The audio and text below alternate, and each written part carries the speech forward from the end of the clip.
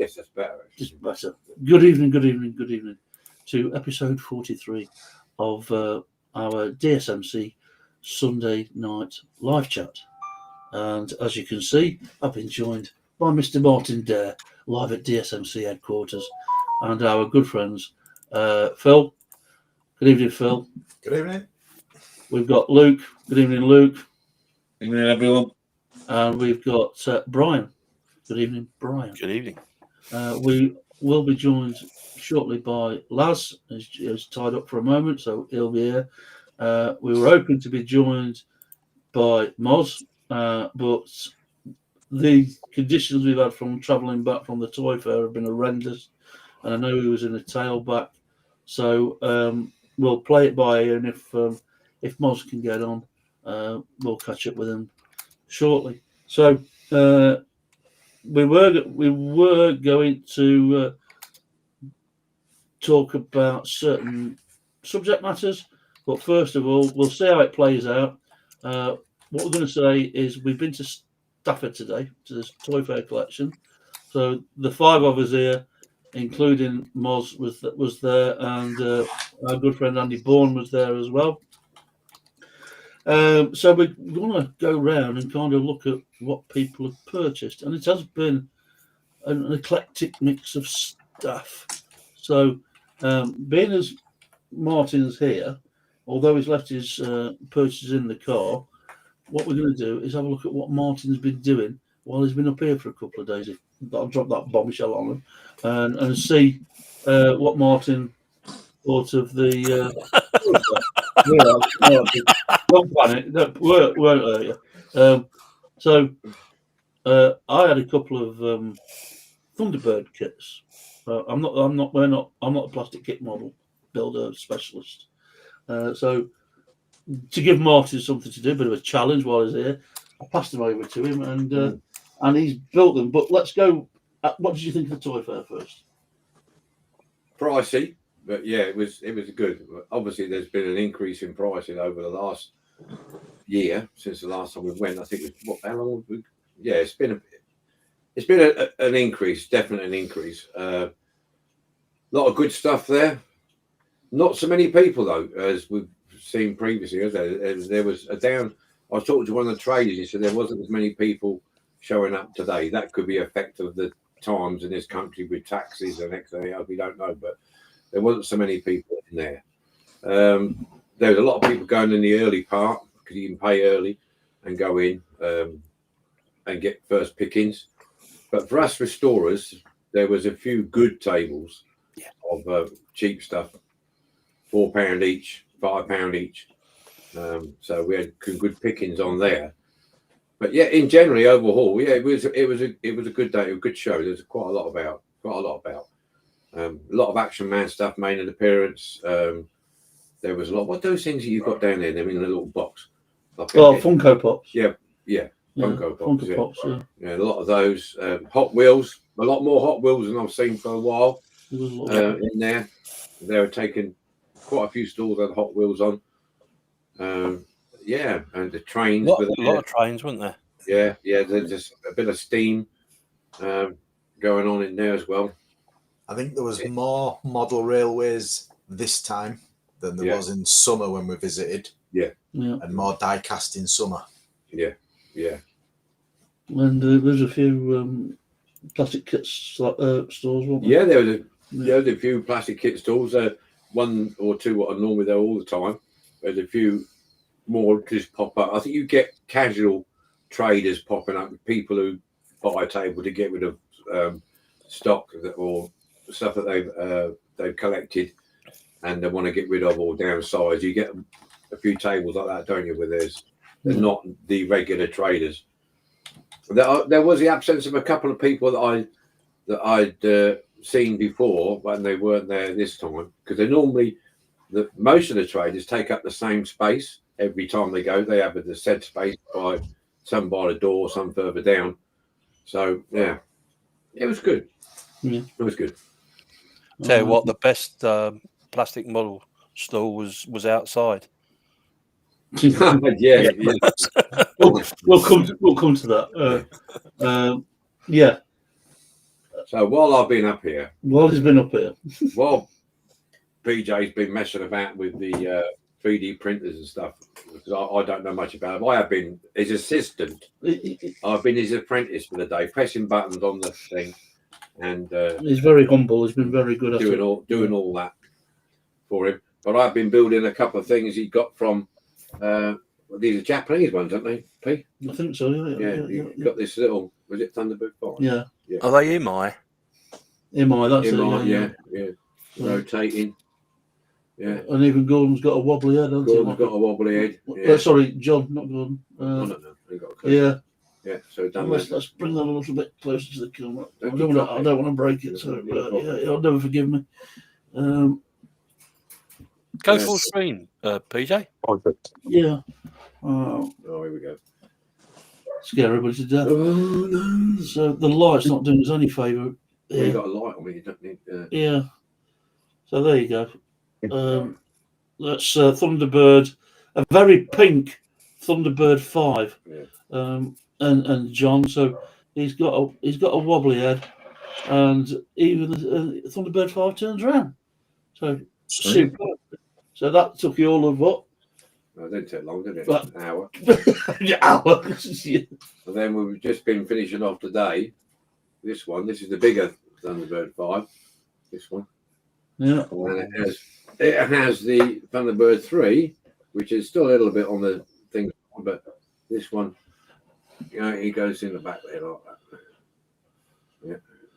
Very nice. That's that. And there is a stand. There is a stand with it, but the stand.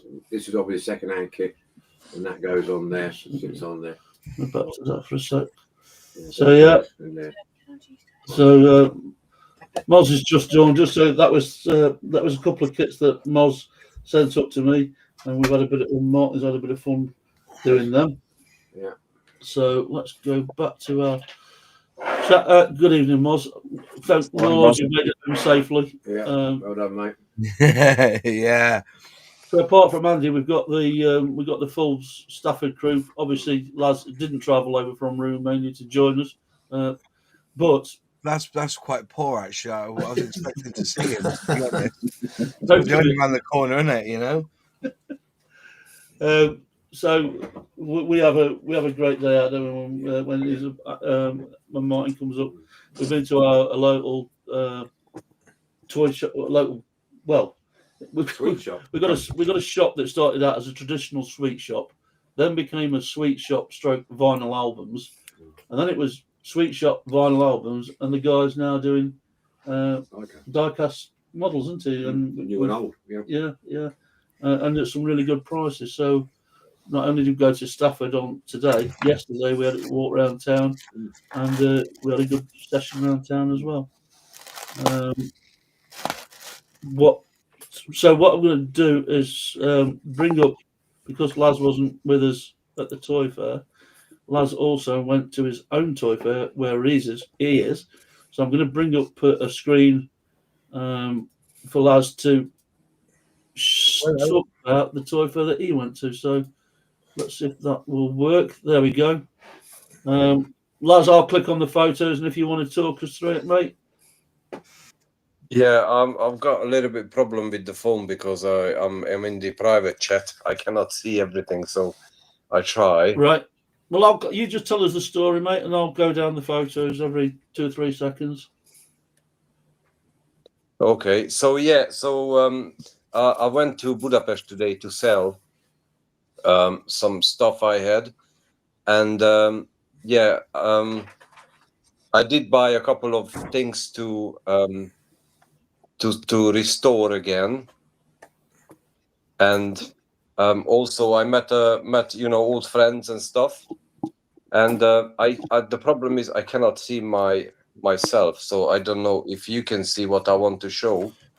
I met 2 guys, and they are from Budapest, and they created a group which has more than 15,000 variations of Matchbox models in our catalog. So can you see what I show? Let me stop sharing my screen, and then you can let's expand. There you go. Yeah, your full screen. Yeah. So this is this is Coligos.com, and they created this one. You can see now Coligos.com, and as you can see, they have more than 15,000 variations of matchboxes in our catalog. 3D animations of every variations. Enjoy all the benefits of advanced searching functions. Share your collection. So you can also put pictures up. If you create an account, you can put your pictures up. If you want to put restored cars, you can do that, and you can share it with other people. And you can check. You can check local toy fair dates all around the globe. So it's really good. You can register. So this is Coligos.com. Okay. And so it's really good. That guy has a lot of knowledge of matchboxes. And also, funny enough, I did tell Martin before that he sent me a link to a matchbox museum in Hungary.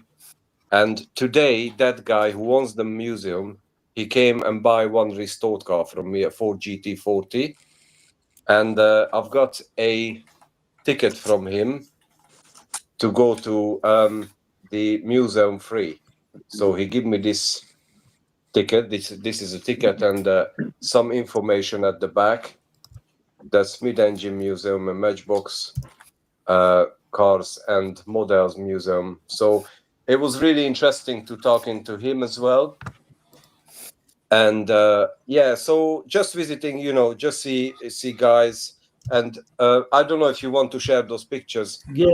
After I show this, this is what I bought. This is an early Siku, Citroën, and I bought this to restore the Citroën SM.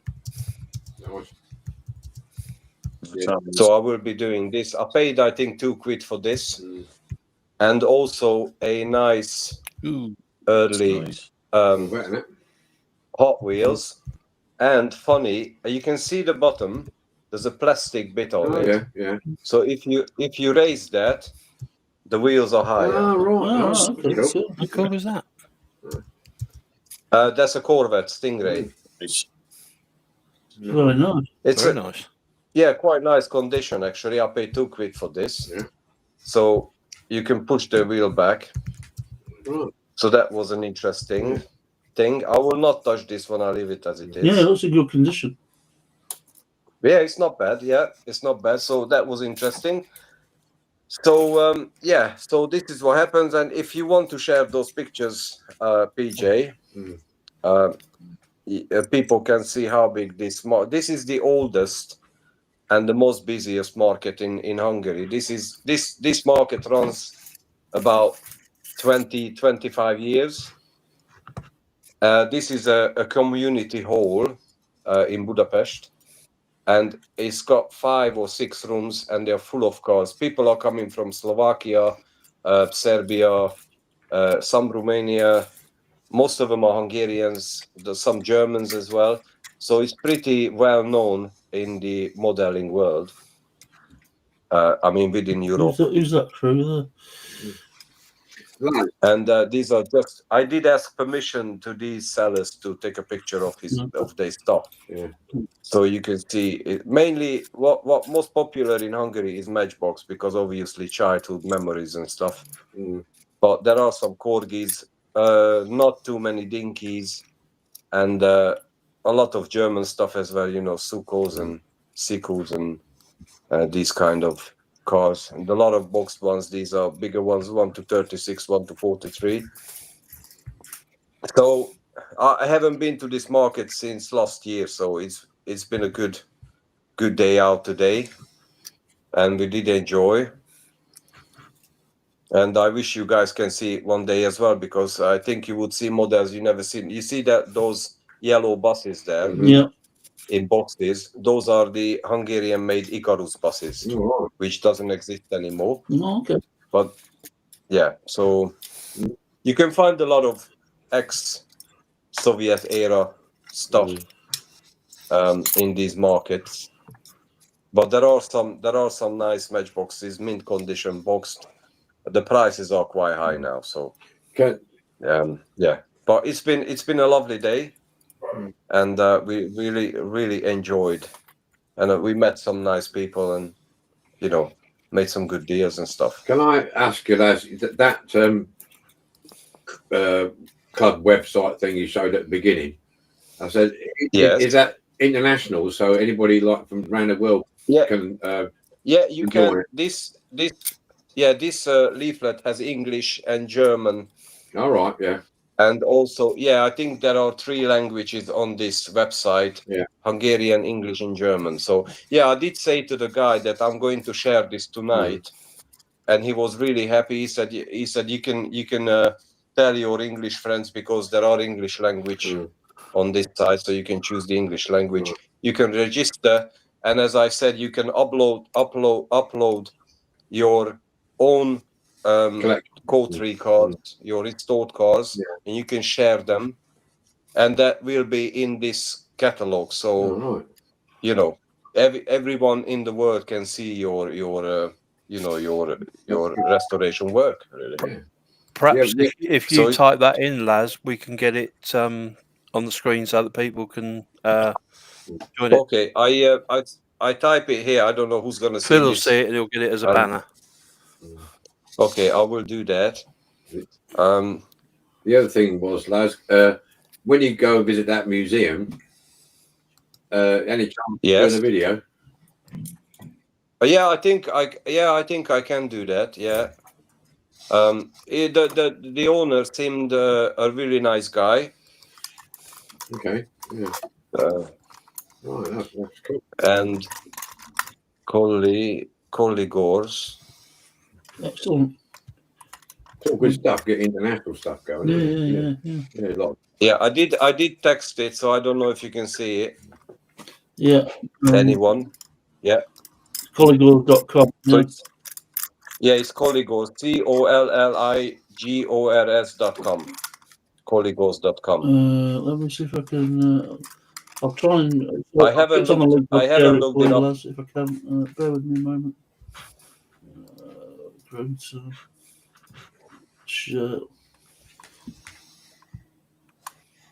you see that? Yeah. So you see, you can read it in English. So create your own catalog and share it with your collection friends. So cool. Cool idea. It's a good idea. Yeah. As I said, 15,000 variations already uploaded. It's a lot, isn't it? Yeah. He seemed a very serious guy. He's 30 years old, as he said, but he seemed very knowledgeable of matchboxes. So any of our tables, we had matchboxes. He knew all of them, which number, which variation, which year. So really knowledgeable guy. And he's only 30. So it was impressive. That's good. Yes. Good stuff. Right. We'll go around the houses to see who collected what and purchased what. If the guys have got their stuff to hand. Phil, do you want to go first? Yeah. Good evening, everyone. So when I first got there, we actually cheated on you guys because we had a bit of a rummage around in each other's cars before the end part, and half of it was missing. Yeah. Oh. I got a couple of things off Luke at Scale Customs. The Matchbox Mustang. Very nice. Nice. Oh yeah. Focus. Oh yeah. Nice. Yeah. What else do? The Ferrari Berlinetta. That again, irregular wheels. Yeah. For restoration. Yeah. Got it. Yeah. The Husky VW pickup, which I like the Huskies. Yeah. Nice that. Oh yeah. Bryan, he brought over to me the Ford Prefect again from the regular wheel series. Oh, nice. Someone's overpainted that a little bit, so we'll work on that. Andy Bourne, he brought over some accessories, which I've added those to my collection. What else? Martin very kindly passed on to me the Guy Warrior Transporter. Very nice. That's what I'm doing at the moment. Right, yeah. I think Martin knew that I had one on the bench, so there's a couple of spare parts on that one that I'm after, which was good. What else did we get? All right, yeah. So myself walking round, and again, we'll probably chat a little bit more about the fair itself later. I picked up some Hot Wheels. They were just some Honda Civics that I'm going to add to my collection. Very nice. No, right. Like that orange one. Yeah. Martin also passed on to me some Hot Wheels, which I'll add to my collection. It's getting quite a bit of wall art in Hot Wheels there behind me. Then walking around the show, the fair myself, I picked up a few little bits in the kind of £1, £2 rummage boxes. There's quite a few of them there. One of them, which was the Matchbox, the Triumph, nice, and the sidecar.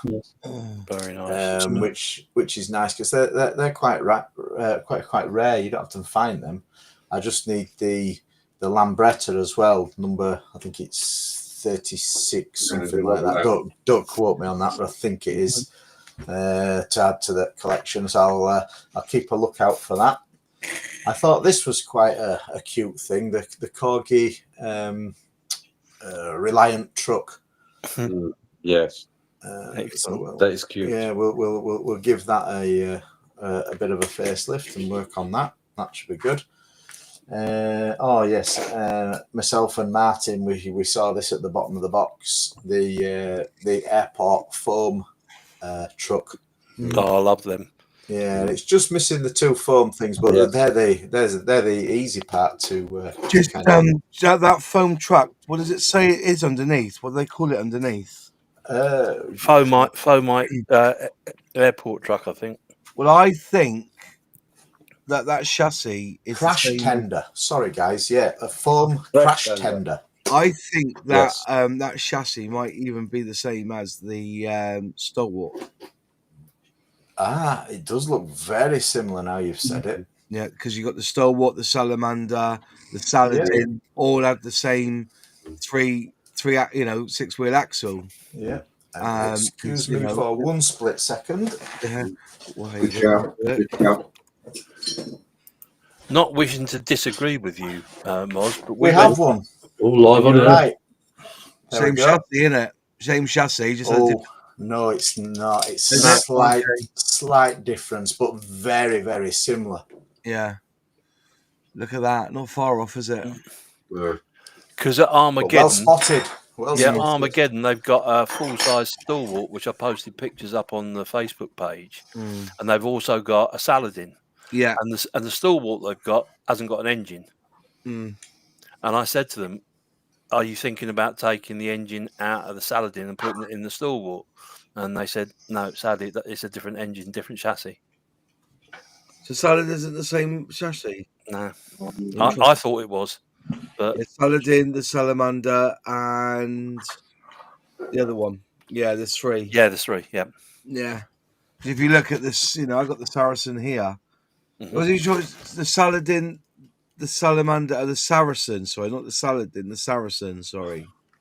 I should. Yeah. Are you sure it was the Saracen or the Saladin? It was. They've got the Saladin.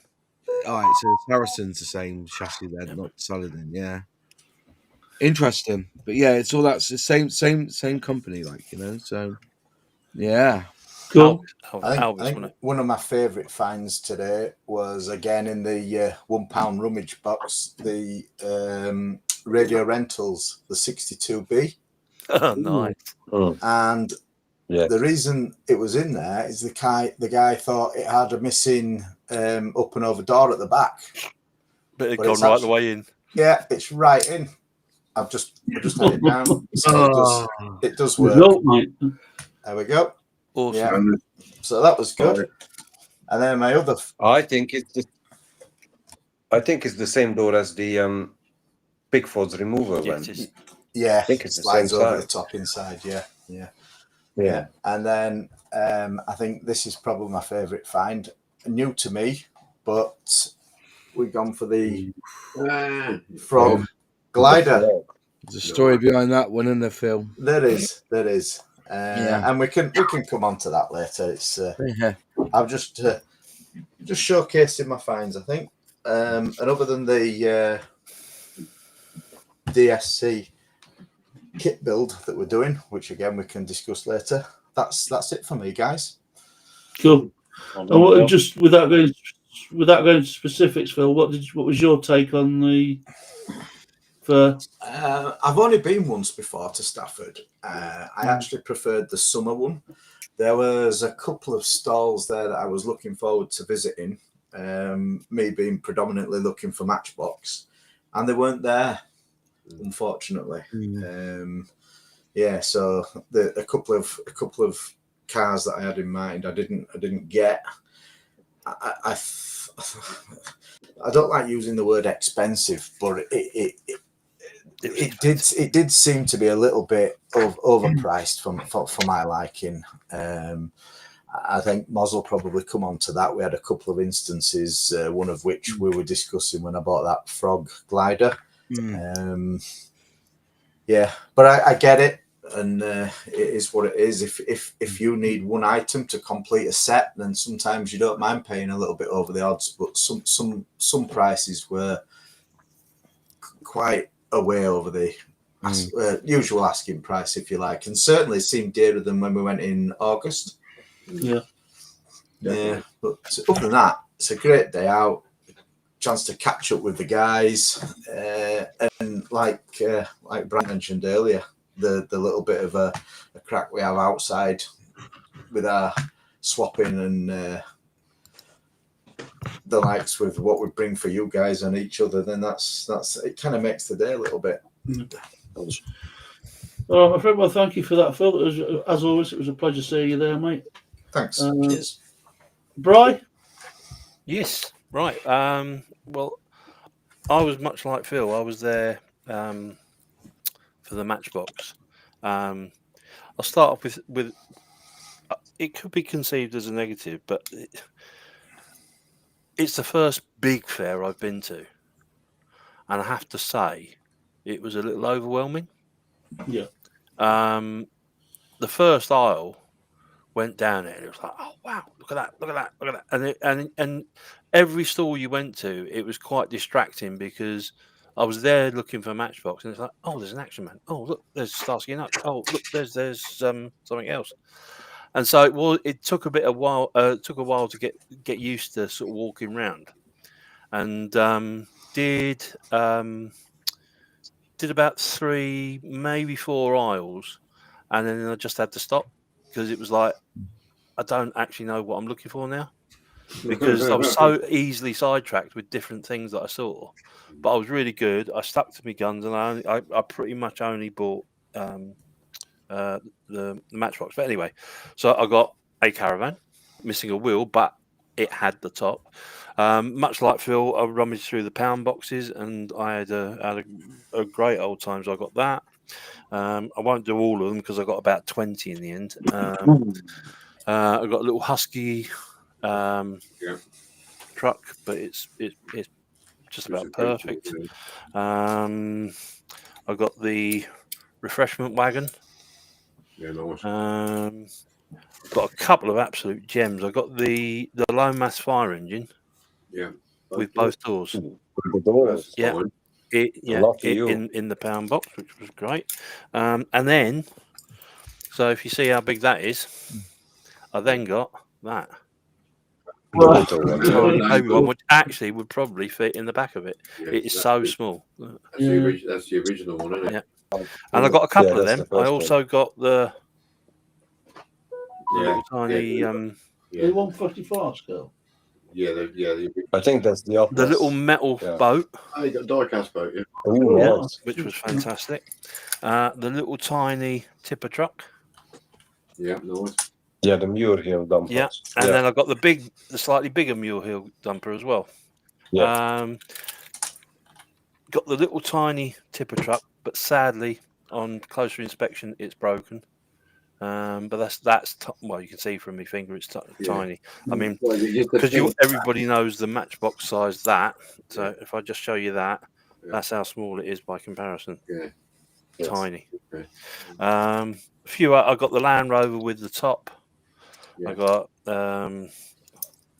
I think this is a reissue one, but it was quite cute, so I couldn't resist the Matchbox removal truck.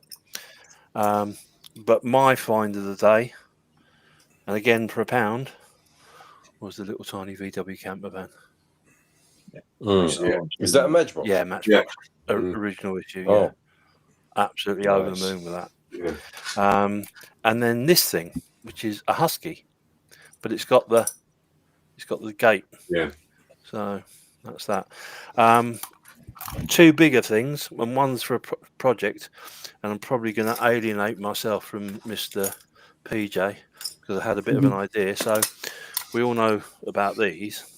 Oh, where But you going in- down there, Oh, Pete? He's steady going down. now. In the sense that I bought this, which is a You're a bit late for more than 4, to be honest. There, Bryan.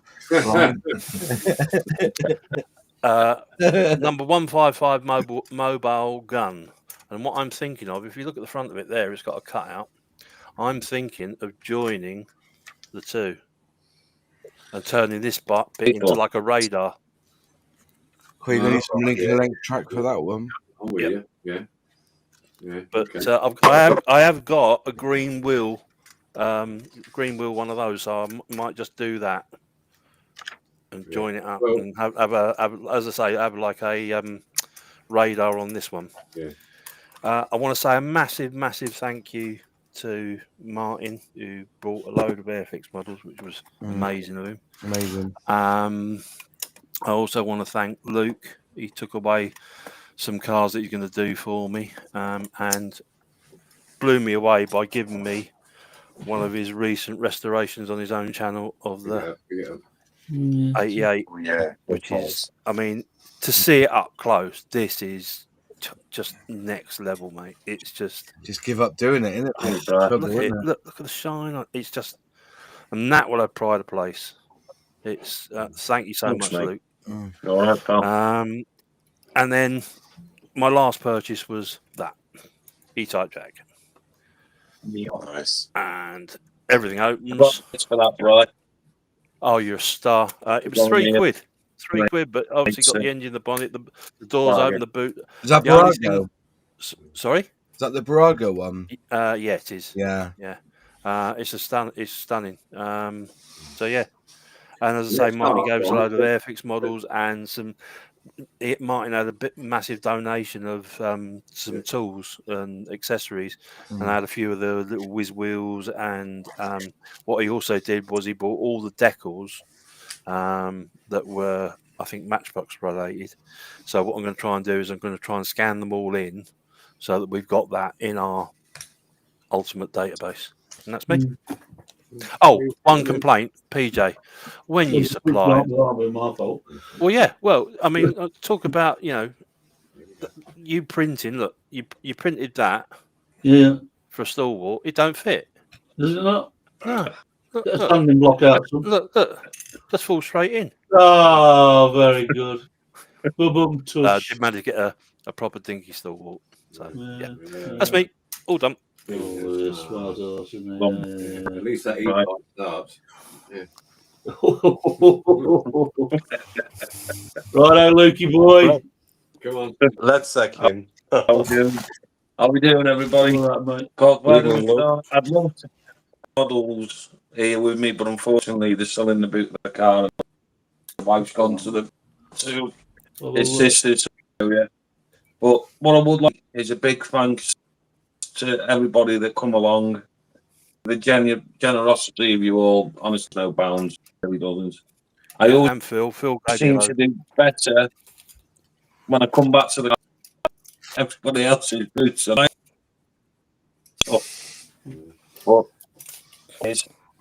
was more fussier today when I was buying.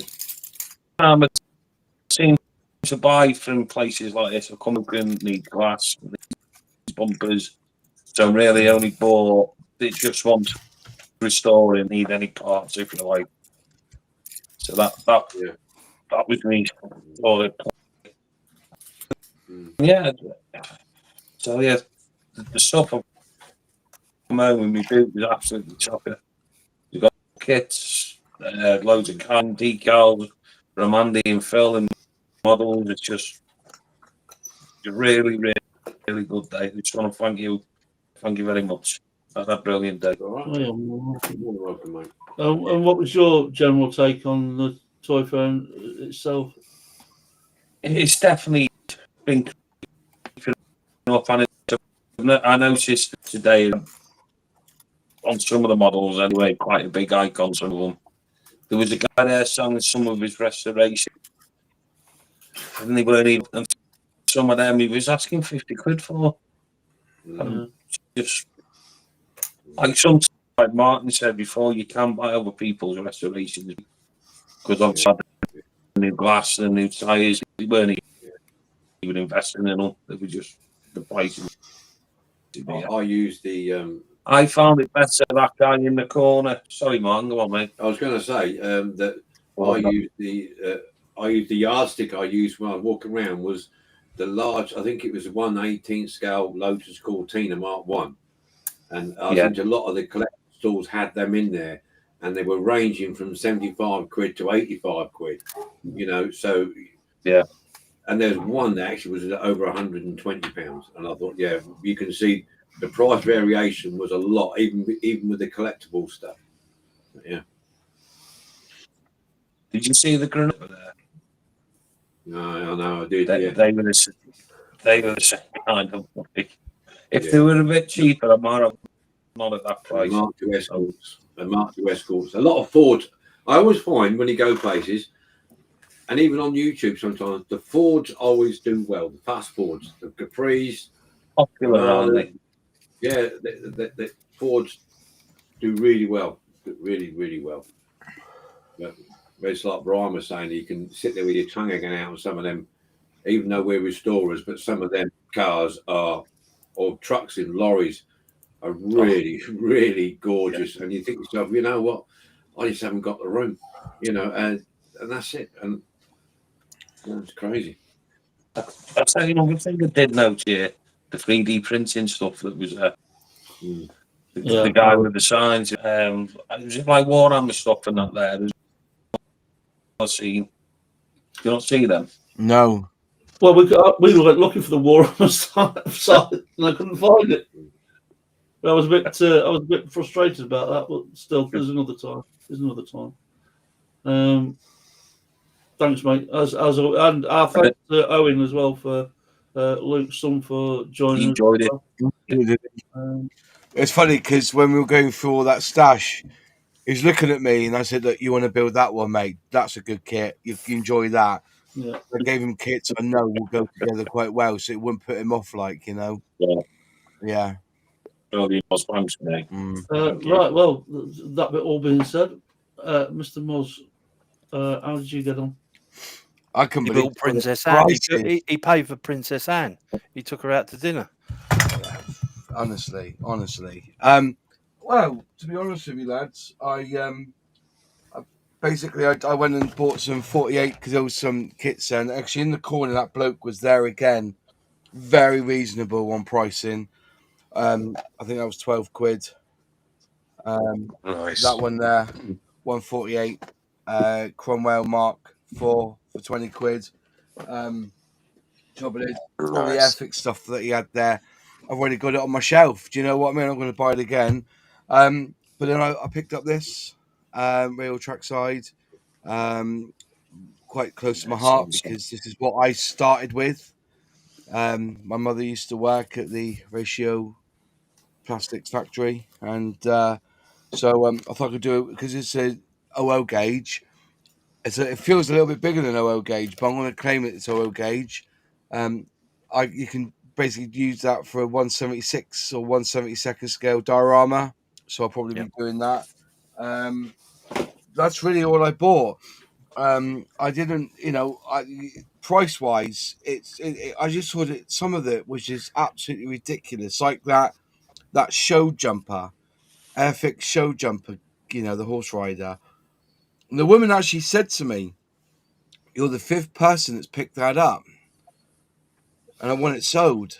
But at £120, love, you're not going to sell it, are you? At that price, £120. I think if any of the scale modelers know that Tamiya released the Sea Harrier back in 1978, and you can go looking online for the Tamiya Sea Harrier. And it's a bit of a mixed mosh, because I think they released the Harrier, then they released the Sea Harrier, and you can pick up a brand new Sea Harrier for £12 from any reputable scale model shop. That couple had it up for £28.95, and the box was food barred anyway. Yeah. You know, free enterprise, two, or the boat that the ship that's lost, never to be seen again. And don't confuse it with the Enterprise, Herald of the Free Enterprise that sank just outside of Zeebrugge. This is the ferry before. 120 quid.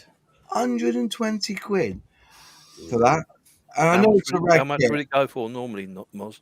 I've seen them for going on eBay for 60, 70 quid, like, you know. Even on bids, you know. The only reason I ask is, you know, I think a lot of people wouldn't appreciate that some of those kits can go for silly money. Yeah, but you know the ones that will. Yeah.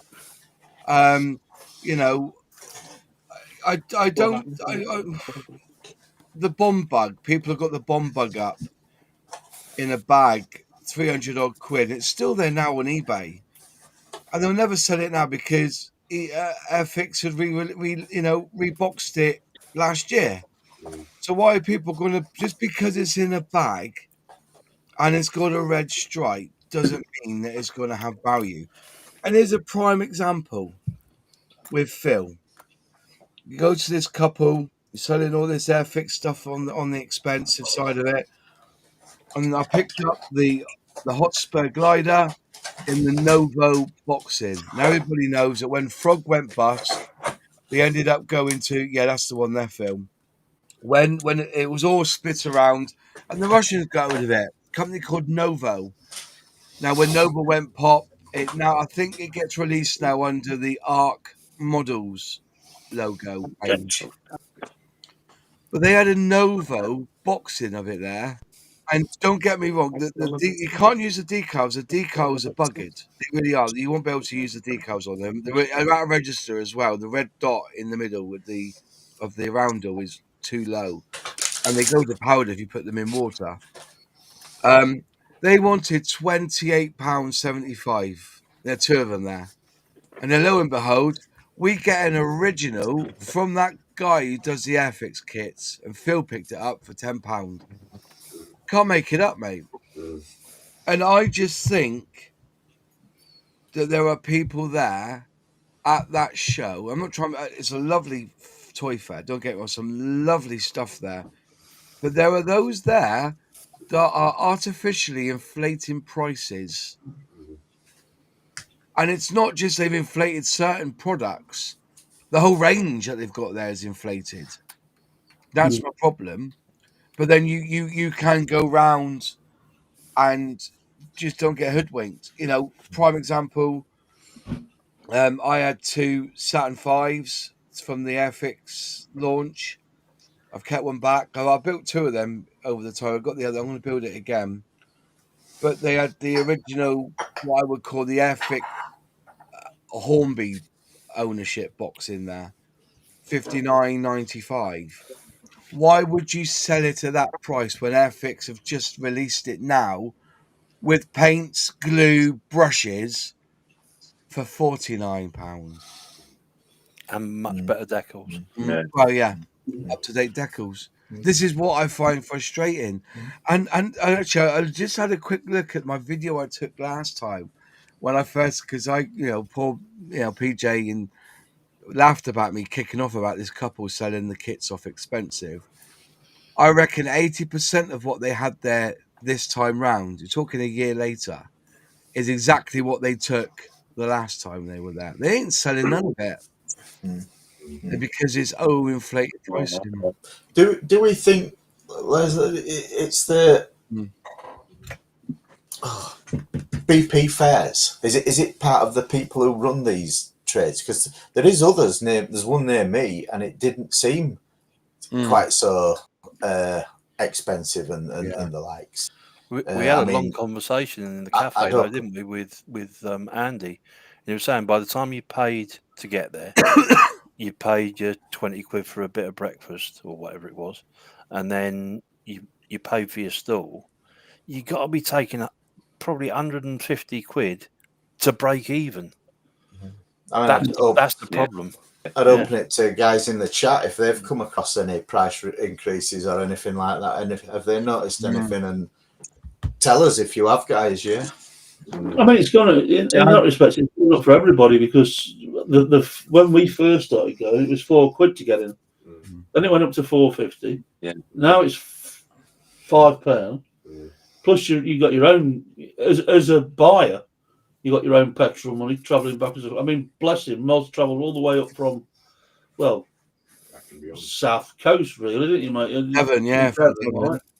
The arse end of Devon. Yeah. So that it's an investment just to come up to some of these places without feeling like you're being ripped off. Like, to be fair, I was running on empty when I filled up last night, and I put in 50 quid of fuel. And as I got over the mound off the M5s to come through the village, it just started beeping again that I was on low fuel. So that trip cost me 50 quid there and back. Indeed. Yeah, I mean, Obi Times made a good point. It's only value is what it's worth to you. I mean, if you want to buy something and you're after something, you will buy it. Go on, lads. Yeah, I just wanted to say, when I started to go to these markets for selling in Budapest, one table costs us €7.5, which is, I think, 6 quid. Now it's actually 10 euros a table. So that went up in 3 years as well. That's actually what I was asking. I forgot exactly where you said you were. That's all. That's the thing, you know. It's £10, lads, is what we would pay to go in a field and pull up our boots. Do you know what I mean? Yeah, I used to pay 12 quid. I used to pay £12 in Colchester for the car boot. Yeah. And these tables are 60, 80 quid and it's inside. That's the only difference. You know, and to be fair, it's, you know, whether it's inside or outside, you know, you can get a lot more in your car boot than you can on a table there. Do you know what I mean? £60 a table, I believe, isn't it? Yeah. Yeah, £60 a pop. Yeah, per 6 foot table as well. So a lot of them had 3 or 4 together, didn't they? Yeah. And but that's the thing. It's like you think to yourself, why don't they use Vinted to sell this stuff and eBay? You know what I mean? You know, I know the charges are, you know, a bit more extortionate, like, you know, 20% of everything. But some of those people were charging eBay pricing. To be honest with you, I do prefer selling in person. I do like this. That, you know, I see who buys it. Hello, May, how are you? Yeah. Oh, that's nice. Who done that? I've done it. Oh, nice work. Where did you get this one? So I like this conversation while you are selling as well. Yeah. Plus, to be honest with you, to get into this market, it's actually free. So if you are just coming for buying, you don't need to pay an entry fee. So that is a good thing. If you just want to buy, you don't need to pay anything. Plus, because I sometimes go there just to look around, so I don't sell. But because I know these guys, I go in 8 o'clock on the side entrance where everybody goes in, the sellers. So I don't wait till 9 o'clock because they only open the doors for the public at 9 o'clock.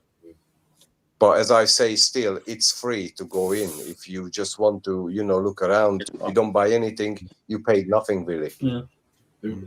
So that's quite good. It is a double whammy, isn't it? Because they're getting, if you get 1,000 people there, that's £5 grand they've got for getting in, without the ones that go in early at £10. And Yes. then you've got all the stalls as well. I mean, it must cost a fortune to hire that place, but by the same token, it don't help the collectors. Yeah. As I said, this goes on at least 25 years, at least 25 years, and only July and August, which the show is on hold because obviously summer holidays. So it's 10 months a year. And imagine us three guys, we had 5 tables, so that's €50 from 5 tables. Yeah. So in that small room where we are, at least 5, 6, 7, 8, 9, 10, at least 20 tables. So that's €200 just from that room. I don't think. And literally tables are on corridors next to the restaurant, next to the toilet, really, where you go into the toilet. So tables are everywhere, and it's 2 floors. So I think they must collect at least €2,000-3,000 just from tables.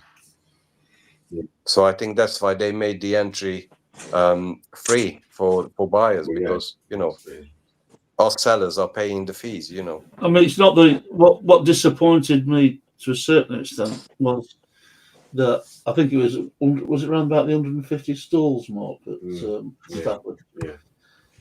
Yet they've got 3 individual rooms, and the third one wasn't being used. Yeah. Now, what they could have done is spread it out a bit more. Yeah. When you go down the first alleyway, as soon as they open the doors, bang, everybody's down that first alleyway, and then they come back up the same alleyway because there's stalls on either side, and you're getting crammed by the entrance. Yes. They could have spread it out because the lights are on in the back room, which is the same size as the other 2. When we first went, that third room was full of stuff as well. Yeah. So there is a massive. They possibly don't want to pay for the third room. Yeah, but it's not like they've got stewards wandering around, is it? Second, sorry. It's not like they've got stewards running around each room. No. The only staff they've got there, effectively, on the door. The guys that have stood on the door. Yeah. So, well, I think the BP fairs are the ones that do most of the ones that we go to. Going right back into the 90s, if some of you can remember that far back, where they've been going for quite a while. The format hasn't changed. You're going in, you're paying. I mean, the price is obviously different going back all that time, but you still pay a small entrance fee. But it seems like if you went back in time, like today, and you dropped back to 1993 or something, like I went to the same BP fair, you would think deja vu, because it's never changed. The layout, the trains, the cars, it's never changed. It's all what's changed is the subject matter. They were still overpricing. I remember it was in the, like I say, the 90s. When I was big into collecting my Jaguar collection, and I would buy anything branded Jaguar, and I looked at a Corgi Mark 10 Jaguar, and I thought, I really like that, and it was £80 then, right back in the 90s, and that's when they were peaking up there, and they were very expensive. But now you can get them for a tenner. You know what I mean? The big difference, but the format's the same. It's the same thing. Tables out, same sort of people, same stuff under the tables, same stuff on top of the tables.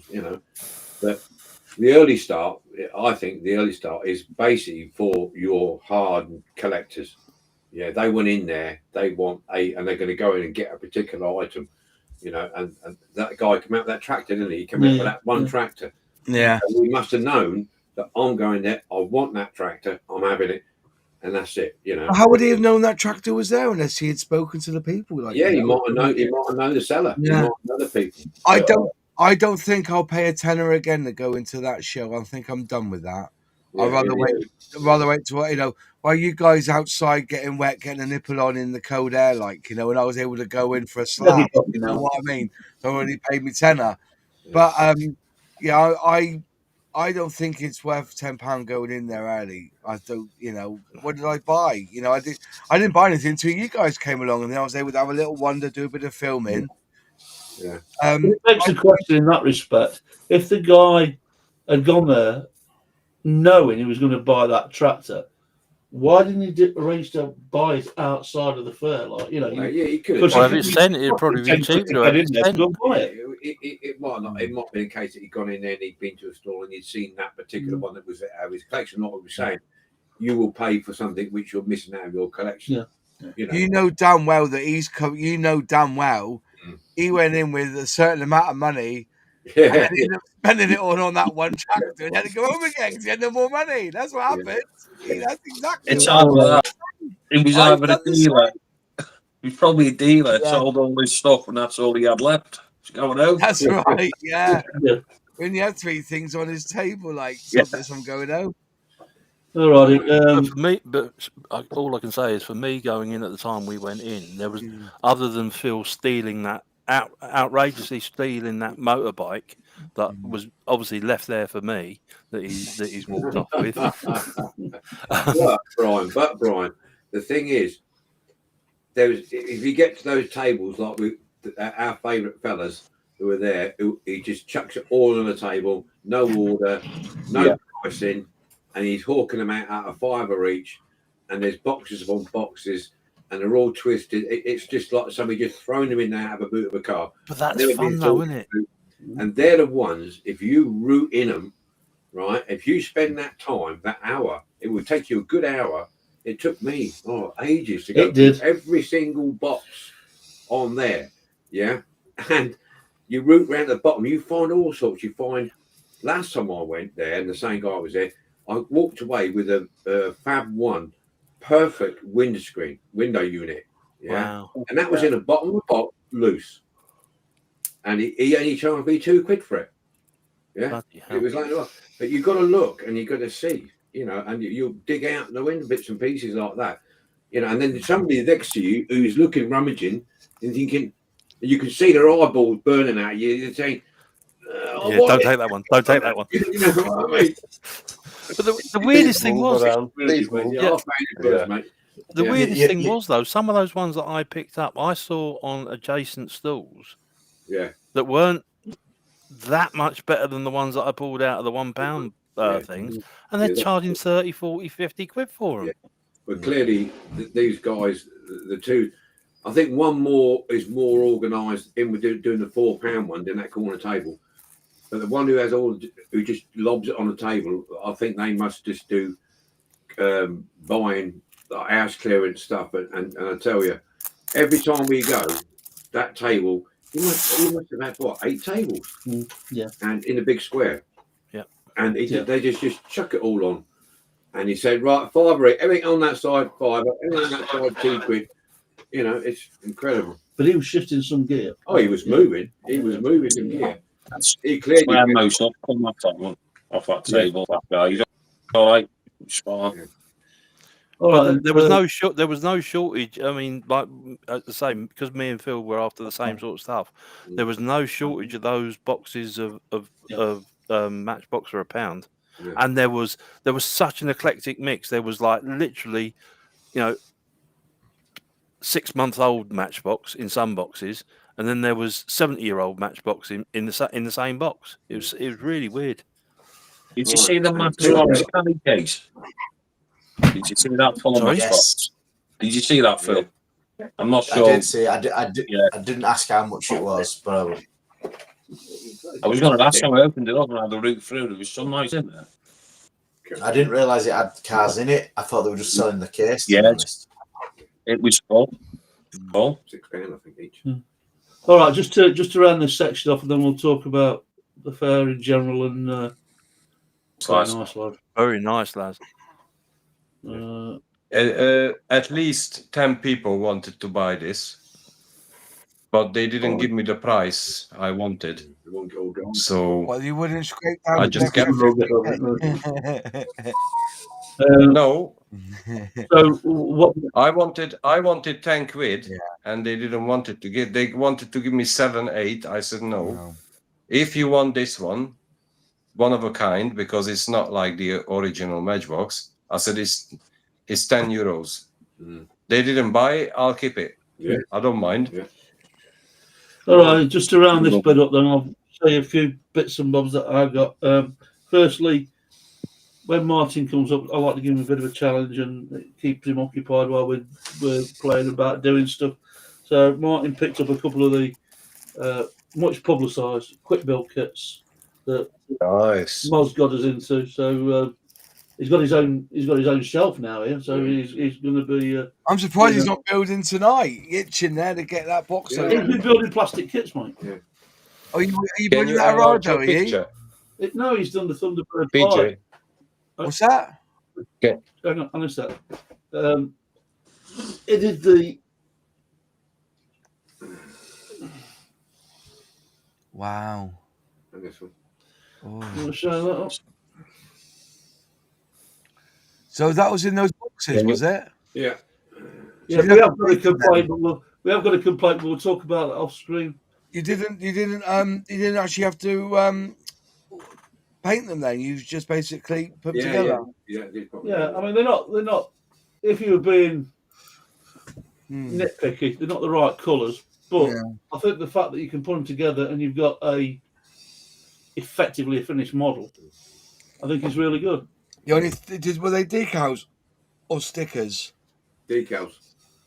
Okay. They will, if you're doing them direct on plastic, they will fall off. Okay. Yeah. So you and then myself, I was after the Action 2000 series from Matchbox, and there's about Adventure 2000. Yeah, Adventure 2000. My apologies. Which is this set. Wow. PJ, can you enlarge your picture? Please? Yeah, get bigger. Get bigger. You can't get enough of me on the screen. That's it. There we go. You're in reverse as well. Nice. So there's that one.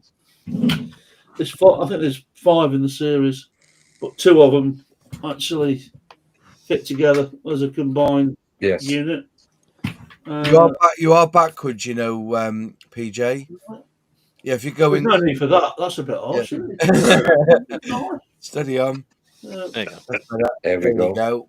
And there was like a missile launcher as well. And then we've picked this up. Well, picked this one up before, but a little stand. Oh, yeah, I like that. Yeah. Quite cute. There is a version with a cast. There is a version with a casted handle. Yeah, this one's a plastic one. Nice. Managed to get a Chitty Bang Bang. Chitty Corgi. Yeah, yes, it's the Corgi one, and it's got the working wings as well. So we'll flip that out. There we go. Real one. No. Or the old one. It's just within the 2 kids that are in the back. Yeah. And what's tidying up a little bit. Then a couple of favourites of mine. I like collecting the cannons and guns that fire matchsticks. So I've got a pair of cannons that way. Yeah. Britons? No, these are Dinky battle line Dinky cannons. I've got some Britain ones. And then what else do we get? Well, we'll move on. That was the few bits that I got from the store, but we've already mentioned that we have an after meet, for want of a better way of putting it, an outdoor market between ourselves where we bring kits, accessories, parts, we swap exchange and that kind of thing. So a few shout outs and thanks to Bryan managed to get me an ultrasonic cleaner, which is ideal size for the parts that we've got diecast wise. And he managed, because it's such as the word eclectic's been thrown about, he also managed to get me a vinyl cleaning kit because I collect vinyl. So thanks, Bryan.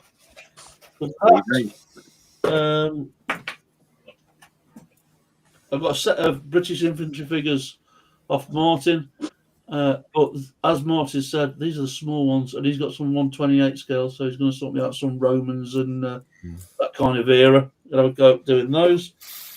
And I also got off Martin the Junker. Junker. Yonkers. Say with a Y. Junkers. Say with a Y. JU52 3R. So that was off Martin, and then I've seen you build that, mate. finally the prize possession. Thanks to MOS, is the Saturn V rocket. The other picture's better. And the other picture on the backside, which is if you look on the edge of the box, you'll see that that's the size of it. If you look, yeah, edge of the box, there you go. See that? It's an animal. Easy time. Easy time. You'll be on your back. Too far back. But so we can go in the actual BP fair itself and get some bits and bobs. But equally, we have a fantastic get together afterwards, and we swap and exchange parts. And my thanks to all the guys. The generosity of everyone's unbelievable. It is. Yeah, the generosity is incredible. We've also created a leaflet that we have handed out. We got a few people. We got a few people interested to come and join the DSMC. We've had about 5 or 6 people join this last couple of weeks, so that's going well. So welcome to those if you're in the chat.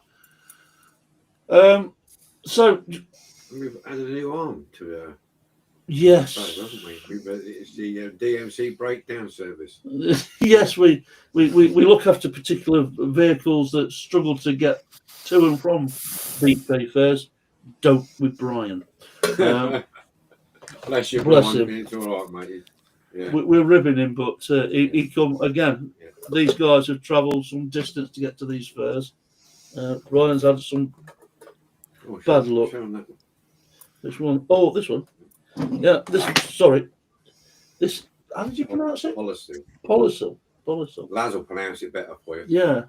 Polysil, Laz. Have you seen that before? Polysil, yeah. Have you seen that before, Laz? Can you enlarge your picture, please? No,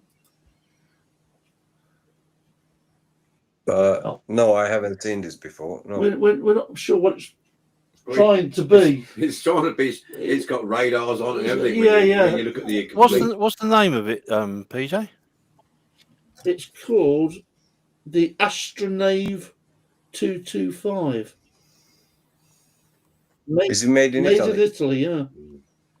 Yeah, Polysil. It's quite a complex bit of kit. It is, yeah. See the finished item.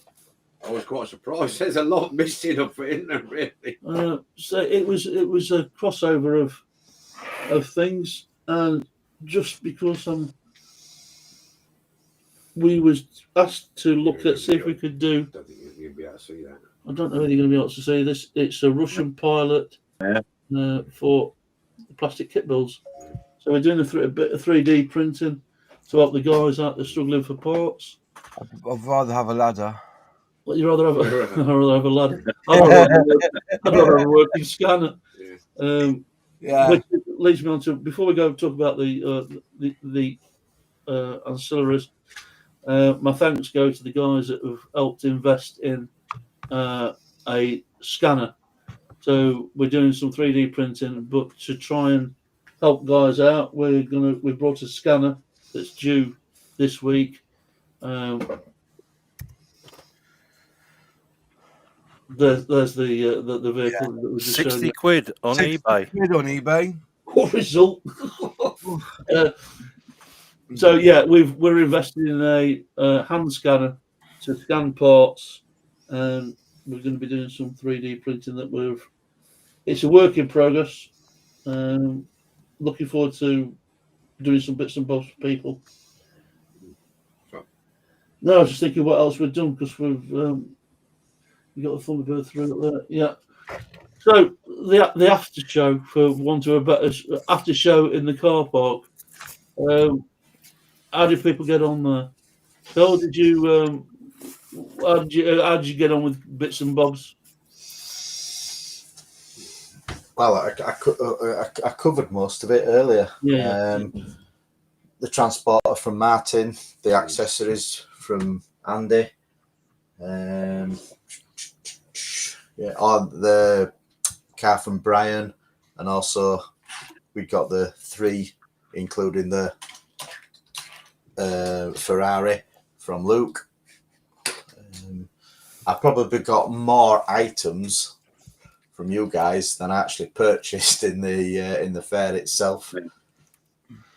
But that's kind of the way we're making things. Well, yeah, because you go around and you see things, but because we're as a group, as restorers or modelers, you do collect a lot of stuff yourself. I mean, I know I've got quite a lot of stuff, but I know a few others have as well. So when you meet up, it's always nice to say, yeah, here, have this, because you don't use it, you're not going to use it. But I mean, to be honest with you, there's the vehicles and stuff that I've got in my sheds. I have no way am I going to be able to restore all those. So if somebody's saying to me, I'm just starting out restoring, and you're in the community, like, with the friends and stuff, and they would say, yeah, or there's something I might be missing, we trade, so that's what we do at these fairs. Come in and do a bit of trading and swapping and giving away, and there's always something, And it was good to be able to. I mean, I touched base with one of Moz's subscribers, Gordon, who we found out, and he lives 2 streets from me, and we was able to text some stuff from Gordon down to Moz, and some plastic kits for Bryan. A bit of a report about the reason I'm on late was that as I was driving in, I had to get fuel in the garage, and as I got out, I tripped and fell over and I banged my head. Then when I woke up, that box of models I got off Gordon has disappeared. I don't know where it is. You know what I mean? Joking. I don't know where those models have gone. Oh, right. Okay. I don't even remember picking them up from you, to be honest, PJ. So you think he's going to buy that? I don't know, mate, but I'm going to try it now. There was one in there that I had to go and have a moment when I saw it. But he invited me to go down to his house, and biblical. I got blown away by the amount of kits that he got. It was biblical, real. It's in my attic. Yeah, I think he's got more than me, though. I think he's got about a third more than me, bless him. But it's an addiction. It is. It's an addiction, But I've got to get rid of this kind of cross pollination is taking us like, because I'm going to, as I said to you, Moz, probably work with Gordon to do a model, learn some tricks of the trade, and vice versa. Like, so whatever we can share. Yeah, that's it. Great. It was like when you put that box out, well, where's Luke gone? Is Luke gone, is he? But his lads face lit up, and I was saying, you want to try that one, do that one, do that. The kits I gave him are the ME262. Goes to, it made a little bit of filler, but it's simple kits to get you together, and at the end of it, you'll get yourself a decent model. I was like, in the Cromwell, when I gave him the Tiger tank that was there, just to, But yeah, I've come away with more than I went up with. But yeah, it was definitely, I can't feel enough for these decals for this one here, the Juicy Jeans thing. Yeah. So it's wonderful to see that. And he also gave me. I've got the crane here, and he's also printed off. The hook. The hooks there, and the 2 things for the stalwart. And then also I finally got. I think we all got our Hot Wheels with our decal with our logo on. They're fantastic. This is going in pride of place in my front room, mate. That is. I'm gonna. When the rule is that we don't have models in the front room unless I'm prepared to dust it. Well, this is going in to be dusted. This will go next to my Paul Daniels selfie. When I had a picture of them framed. Should you confess to that out loud? I don't know. It's just legend. Man's a legend. Yeah, you're welcome, mate. Yeah, pleased with that. Pleased as punch, mate. But Yeah, it's a great day out. You know, I said I don't think if you guys weren't there, I wouldn't have made the 8-hour round trip to go to that store. You know, but then I think you guys need to come my direction at least 3 hours, and then you come and do a model show here or a fair down here in Bristol way or somewhere like that. You know, We could meet up with you at Gatwick because that'll be your next job, wouldn't it? yeah, Gatwick. No, as air traffic controller. Yeah, no, no, cheers, yeah. Tell you what, I've just repaired the box on that because Fantastic. So I've just got the glue on it and everything. Some of the tabs are ripped. Yeah. I've taped on the outside, and then I've just glued it with that and everything. But yeah, I've shoved the bits without. I brought it in, and I was like, "Where I put?" So it's on the dining table at the minute because that's the only place you can set it up, isn't it? So does everybody know what you're actually talking about here when you say? Yeah, it's the Airfix game where you fly from London to New York and back again. Right. Flight, or what's it called? Flight controller. Air traffic controller. Air traffic controller. That's the one I was going to get out. Which my best buddy Bryan bought me, which I was so chuffed with. Then I went back on Vinted and see they only paid 26p for it. So, Well, no, I really appreciate it, mate. I've been looking out for one ever since you said you didn't have one. One that I don't have, yeah. But it's been. I just think that when they go live, they go for stupid money. That's the problem. This is the problem with my hobby. When I was doing the video and I was talking in the microphone in the camera today, if I can go back through my collection of vintage scale model kits, I think I've paid more than 25 quid for any of them. I picked them up at car boot, done this, done that. And when you got, driving Miss Daisy there and a fella trying to flog these kits for 4 times the price. Not going to let this go, is he? Listen, Triggered. Yeah. And it's and then one guy looked at me because I was there quoting it. He goes, "Were you the guy at Coventry?" I was like, "No, I don't. You're sending me that, or you're saying have I been there? Do you know what I mean?" It's quite rude, wasn't he? Yeah. But that's the way it is. But I say it as I see it, and dealers can be pissy about it. But it's a true story. This is when he first came up. We went to Stafford. He found this particular stand that he's referring to, and he was going at it alpha leather with this lady light. And I was going to go and find him, and then I kind of sidled away and let him carry on with it. Like, it's hysterical to watch.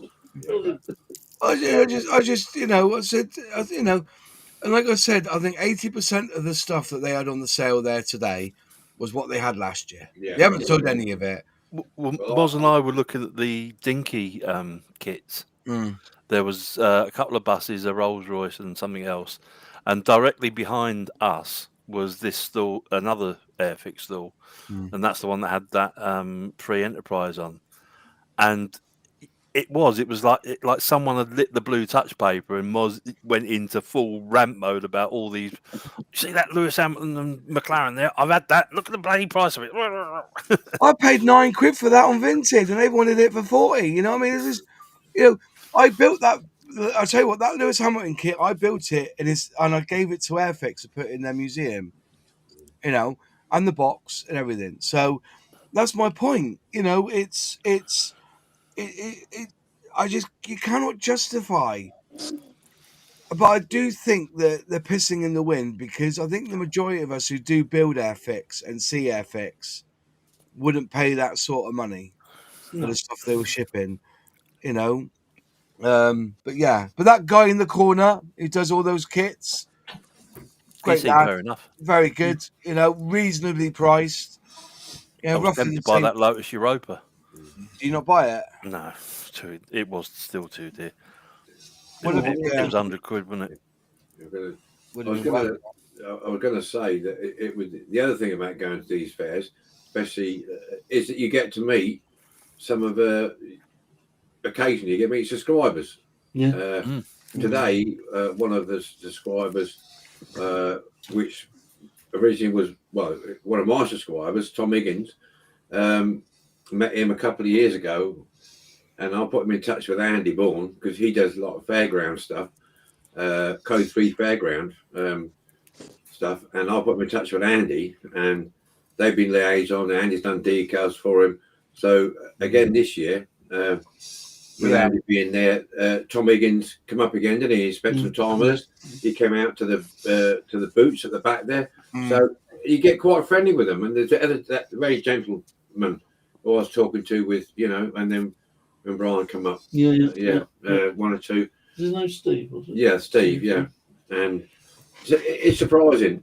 And I think Andy was talking to the guy about, he picked up his ambulance, the transit ambulance, and the guy said, yeah, I've got one of them, mint condition. He said, but it's missing the ambulance on the side.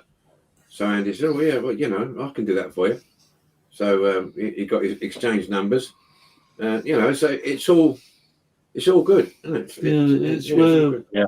We're not trying to take over the world, but we're expanding slowly but surely. And these sort of places, I find, it's good to go with mates. It's like Les said earlier on, Moss said earlier on, sorry, that it's better when you're with mates. You have fun.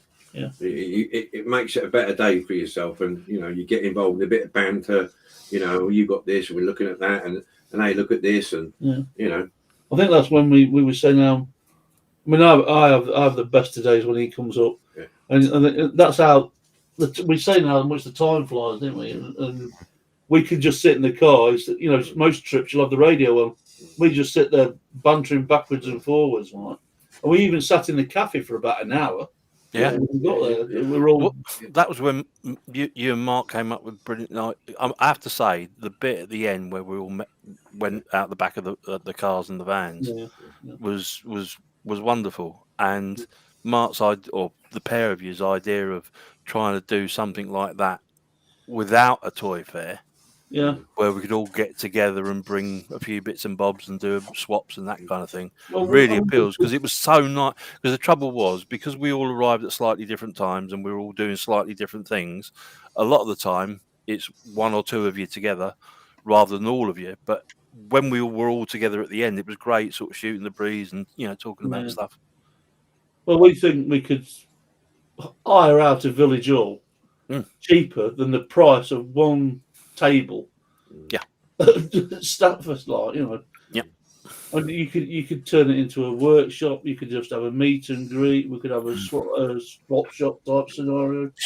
And it's just getting a central location that's good enough for all of us. Well, I was on the way home. I was thinking about the idea about going to Cosford. If we did it on a Sunday, we could all stay that Sunday night in a hotel somewhere, and then go home on the Monday. Yeah. Go out for a few drinks, have a meal, talk about Diecast and whatever, and it's good. It'll be a good time. Is that Gordon? Hobby Times Gordon, isn't it? Yeah, Hobby Times Gordon. Yeah, Gordon, amazing, Gordon. Mate. Thank you. PJ's got the money, so go and knock on his door.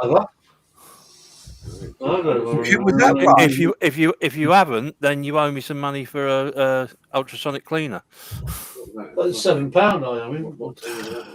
Can I recommend, if you do this, if you can get hold of this on Amazon, this is the best stuff for the ultrasonic cleaner. It's called C Clean 2 Ultrasonic and Jewelry Metal Concentrate.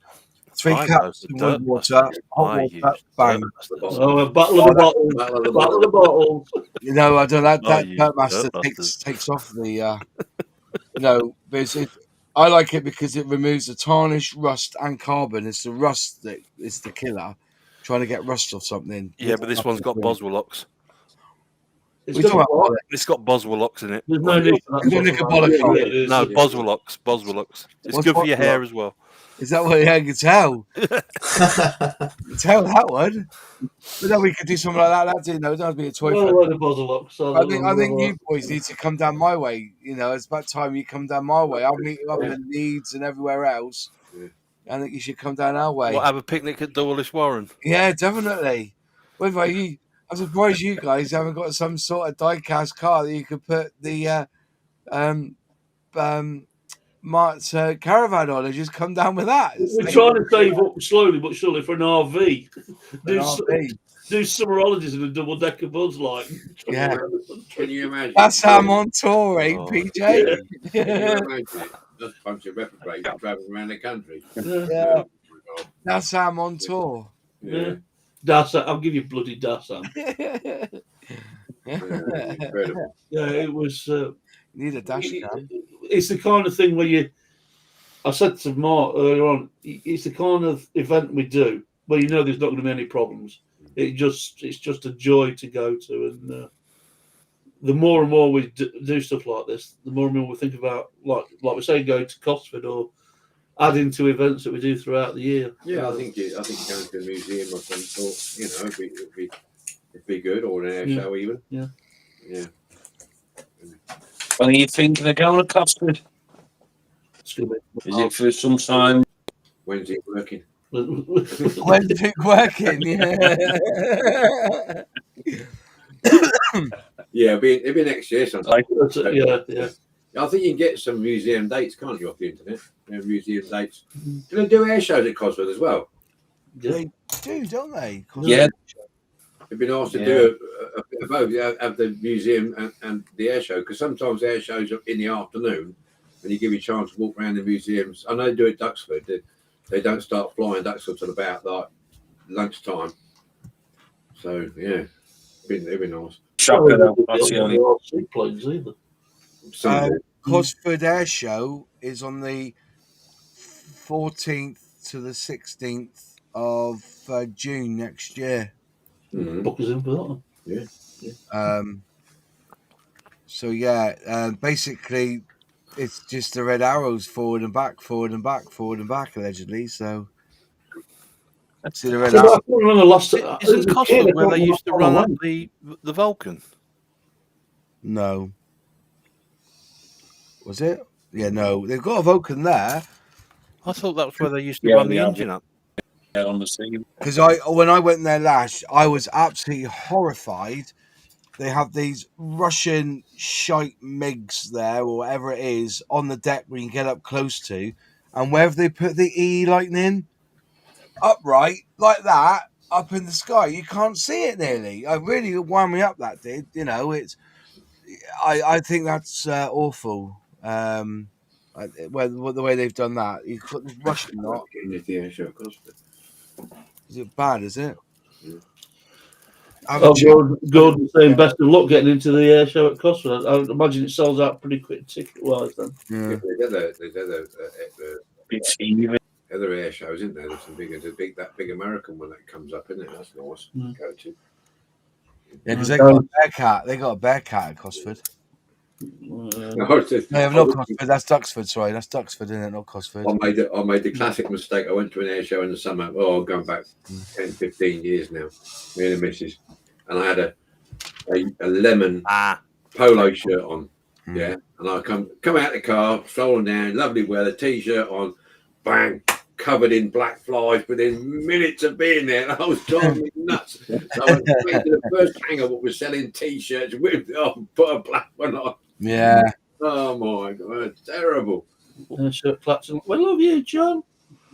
Clacton on Sea. Yeah, that'd be an interesting one, John. I used to go to Clacton on Sea. We used to get sent there. I think really, I mean, the one that's really good is the Duxford.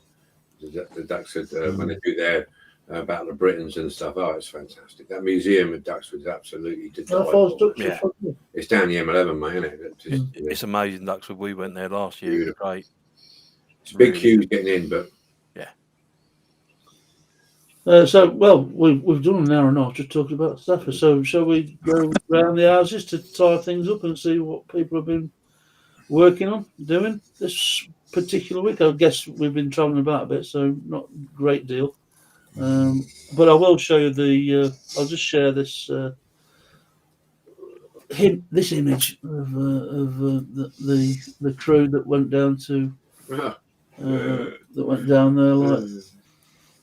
A good bit of advertisement, John. Love it, isn't it? Yeah, but we should blank that out, shouldn't we? So copyright.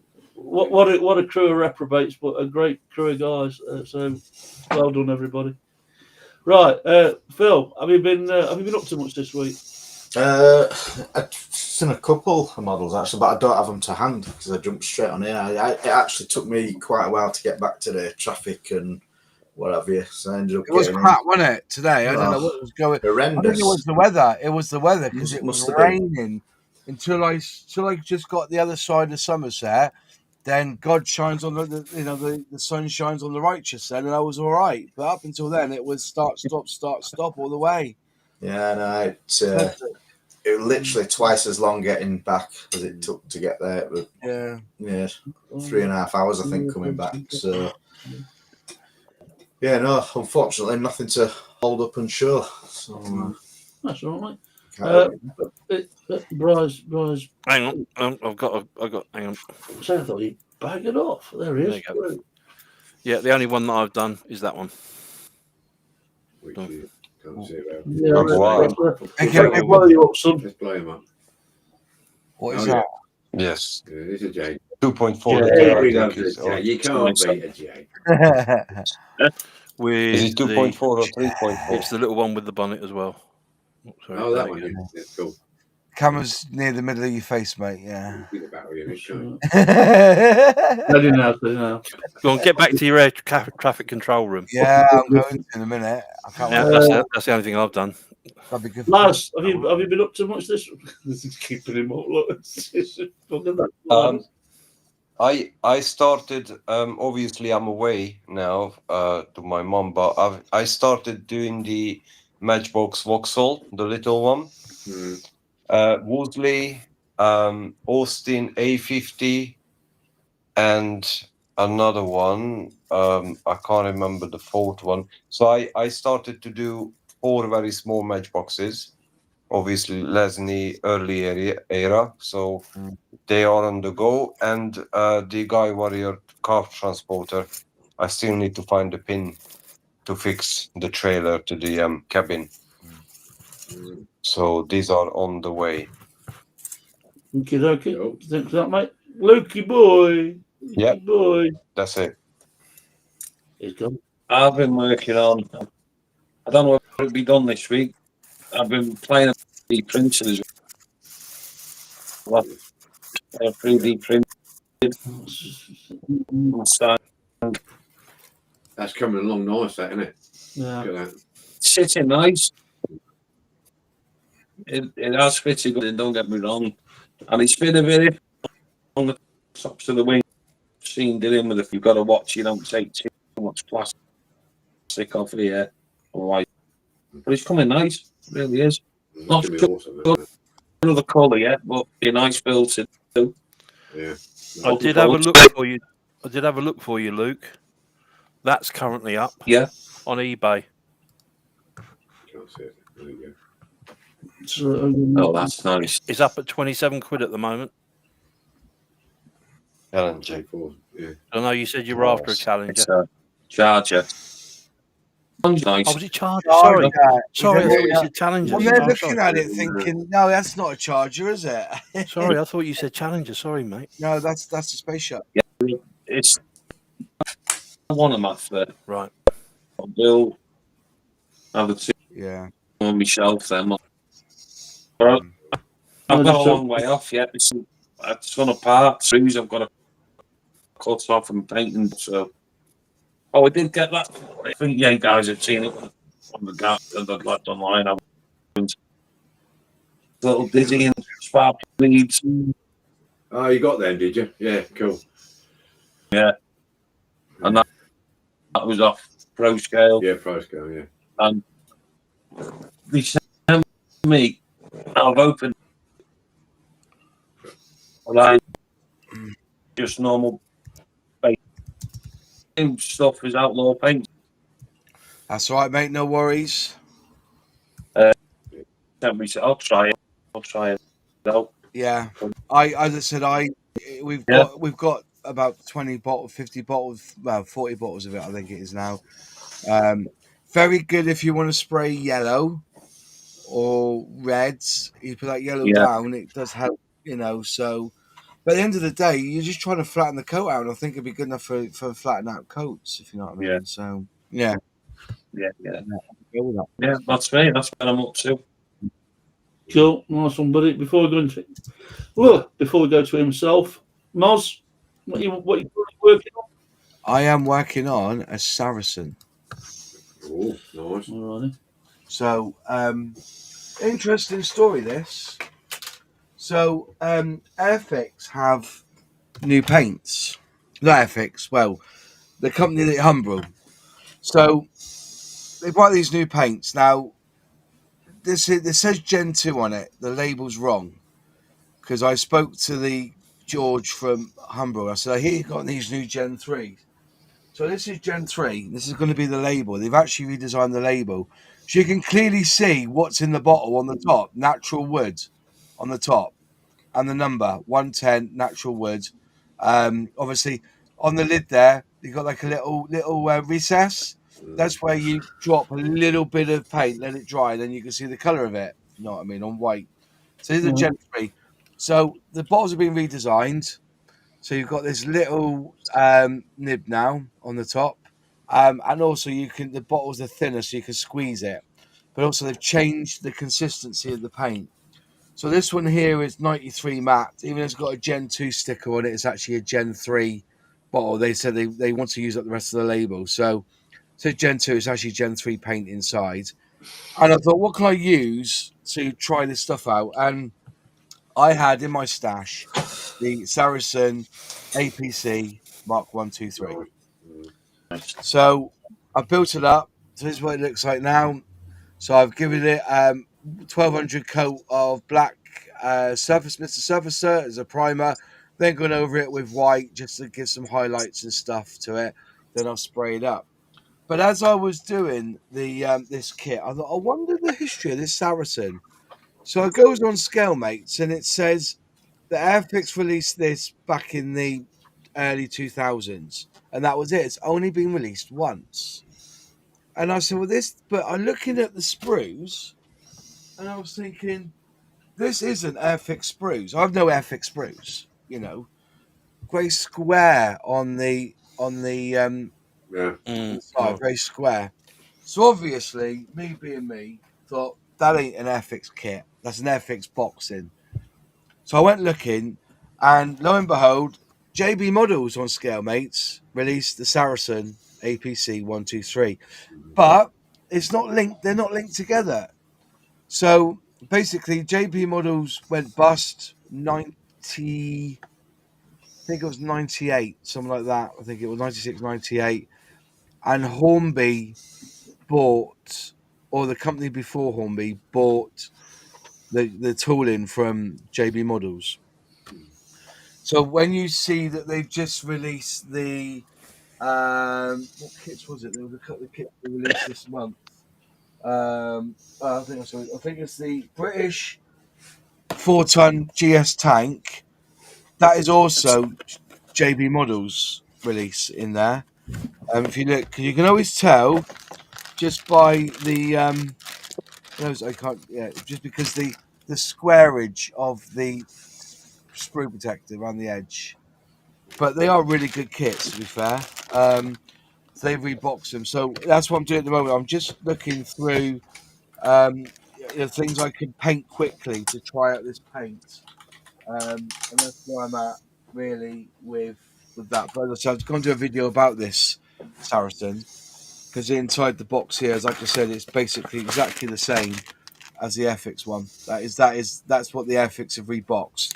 But for some reason on Scalemates they're not linked together. So if somebody can go onto Scalemates and link them together, the whole world would be a happier place, because this isn't an Airfix tooling. But they haven't released this one for a long time, so I'm assuming now they've done these other ones like the Land Rover and the GS4 trucks, they'll probably end up doing the JB Models ones as well. Doing the Moz, as well. John's asking, do they do an acrylic aerosol spray? They do, but the range is very, very limited now compared to what it used to be. Right. And in all fairness, I think their sprays are one of the best. Their primer is fantastic. Not gonna lie. It's just it's a little bit more expensive, that's all. But hang on, let me go and get some up for you. So there you go. Right. So like they do like a quick. They do a nice midnight blue. Ooh. Let's get it round. Midnight blue. Mm-hmm. That's I've used it on the Concorde actually. That one, Midnight Blue 15. And then you have your primer. What's that one there? That's your sea grey. But the greys are quite good. That's your sea grey and that's your mid sea grey. See the difference? Mhm. Not really, but they claim it's different. It's a bit darker on the camera. You can't see it, but I use them. I use them for the bigger stuff. If it's a one coat colour, I'd rather use a rattle can than spend the next 20 minutes spraying up using an airbrush. Do you know what I mean? So, what's if John was interested in getting them from Umbral? What sort of price are they? Any I idea? think they're about $9.99. Okay. Oh, they were 11. They were 11 at one point, but they used to do a phenomenal British Racing Green, and they stopped doing that one, which is an arse. That was my favourite colour. The amount of things I used to spray British Racing Green just for the crack, All right. So, to round this up, himself, what have you been up to?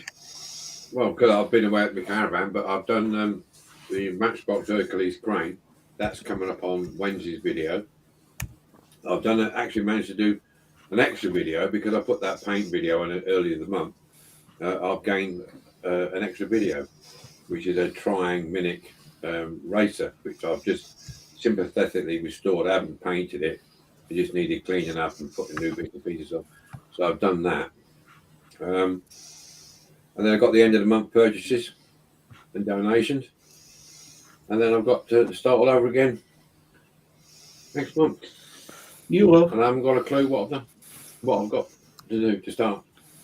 But it'll be a... You got to just choose from that. Yeah, Jim. Lukey, I sent you a link, mate. So, yeah, and what we got now? 20 to 10. Yeah, so Yeah, I sent you a link through Messenger. I've done I'm trying to create a product range of 3D prints. Might be going to business for myself at some point. So I've been doing some figures. That was big screen. Big screen. I'll keep going. Over this side.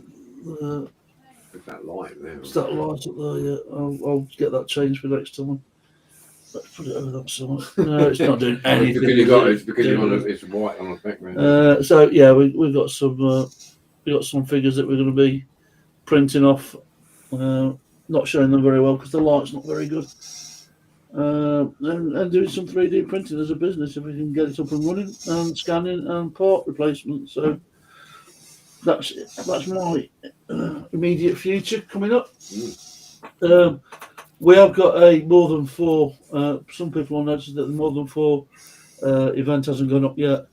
We've just been so busy doing stuff and trying to get 3D printers working and goodness knows what else, and planning for this weekend, which has gone exceptionally well. Anything just to round things up? Have we got any questions in the chat? Moz, Gordon said, have you opened that yellow box yet, Moz? What's in the yellow box? What's in the yellow box? We're intrigued. That's the one where Moz fell over, banged his head, and somebody broke into his van and stole it, wasn't it? That was the box that went missing, wasn't it? Yeah. All the time, I saw the yellow box, and then I had to go away and have a moment. For a fleeting second before it was stolen. Yeah, and it was stolen, mate. I don't know what to say to you, mate. Well, actually, PJ never gave me it. I just saw it in the back of his car. Driving away. I've had a little flick through that box, mate.